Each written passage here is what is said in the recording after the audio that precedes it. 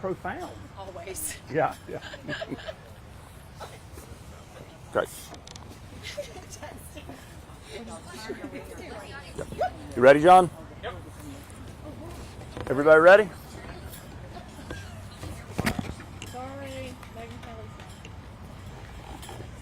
The reason we've called this press conference today is because I feel like there is a need for immediate action by the Richland 1 School Board.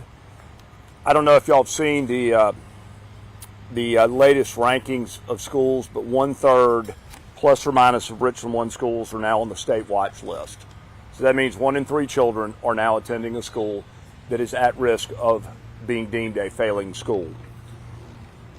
Here is the emergency situation in my mind. Those ratings have just come out. We have a school superintendent whose contract was extended. I am calling for the school board to come back in to emergency session and evaluate this new updated information and make a plan that will redress this situation. The schools have been failing from approximately 1/4 of our schools failing to 1/3. The trajectory is not positive. We have to change the way we're approaching this. And I think without the school board coming in and immediately attempting to understand the problem, understand the solution, and begin implementing that solution, we are not going to see change. I also think it sends a very strong message to the voters as there's an election 2 weeks away. If the school board is unwilling to come back into session, they have to explain to us what they have on their calendar that's so important that they do not have time to address this issue, which is critical to the parents of Richland 1. The voters who are going to the polls in 2 weeks need to know where these school board members stand and where their elected officials stand on these schools that are failing. I believe in accountability. And my last term as a House member, we passed an accountability measure that is what my opponent has used to attempt to get a Inspector General's report. After getting a report that notes mismanagement, we have gone remarkably quiet. With this new failing designation of an increased number of our schools, I think we have to begin asking questions in a louder, more vocal, and more public way. What we need is a change in leadership and increased accountability. I think the board should immediately start reviewing everyone from the superintendent down. We need a definitive plan that's going to turn this situation around. There doesn't seem to have been accountability up to this point. Obviously, if you retain somebody, or let me put this in a South Carolina analogy. If this were a football coach, people would be clamoring for his removal. Why should the superintendent of a school district be different? We want everyone to have schools that work. And let me be very clear about this. There are schools in Richland 1 that are superb.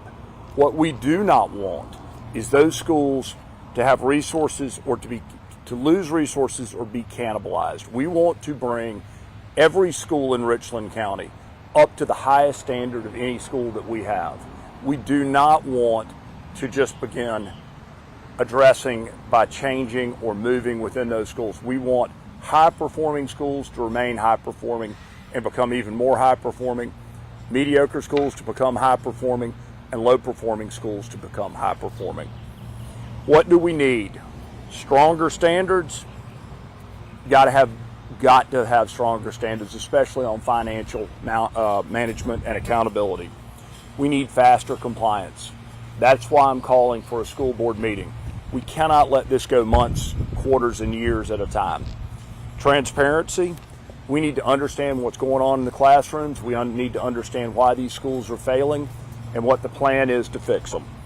And finally, school choice. Parents should have options. We should not have parents caught in districts that continue to fail. Here is where I end up.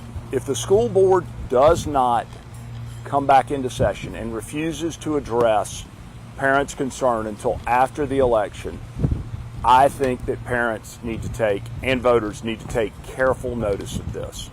This problem has been well documented for years. It's getting worse. We need a different plan and a different solution. What I would tell anybody who comes up and asks me about the situation, I would say I would not personally vote for a school board member who refused to come back into emergency session to deal with a continued downgrade of our schools. After all, that is your primary function. School board members are not here to run schools. They're here to run administrations and make sure that the administrators and the superintendent have a plan and are implementing it quickly to improve our school boards. At this point, I'd be happy to take a couple of questions if there are any.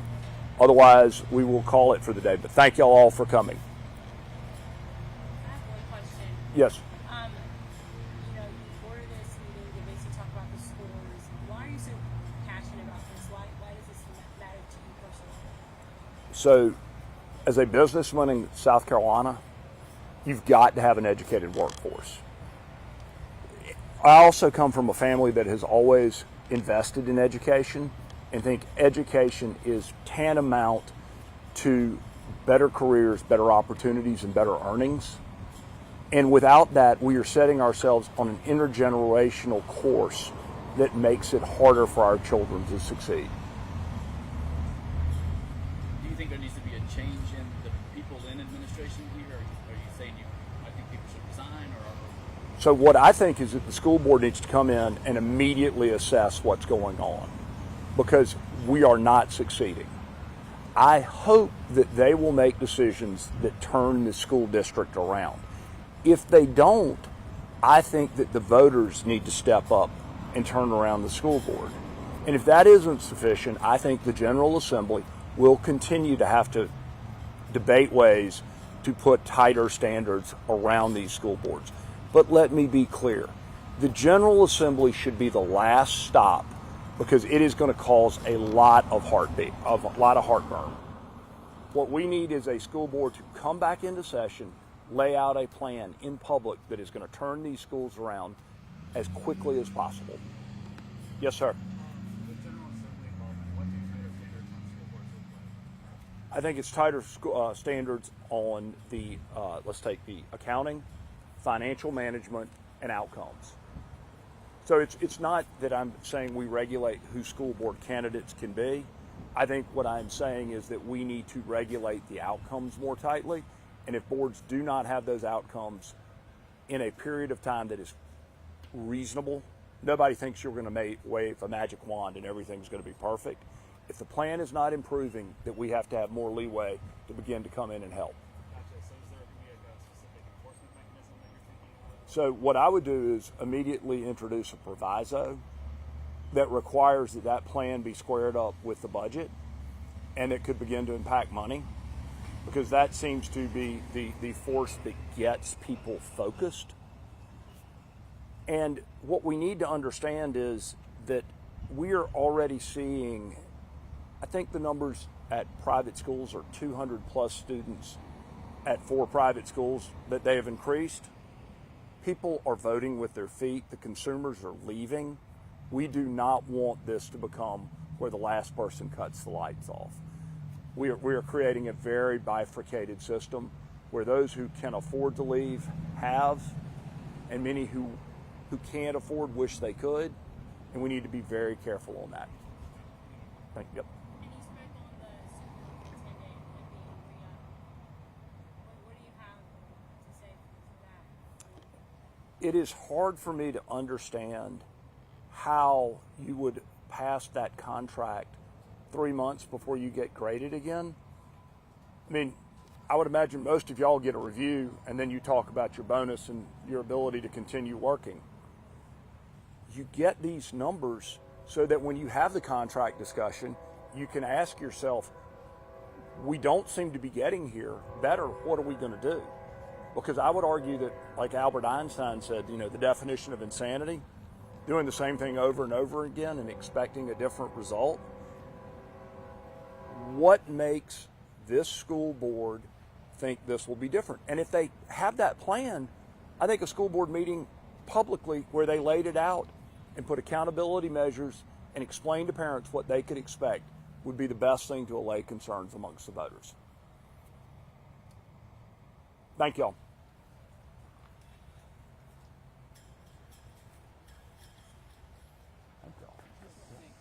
and give you a hug. Thank you. Yes, Thank you ma'am. for doing this. Absolutely. Appreciate it. Thank you, sir. Yep. Anybody else? Yep. Thank you so much. Absolutely. Good It's sort of reverse. You know what I mean?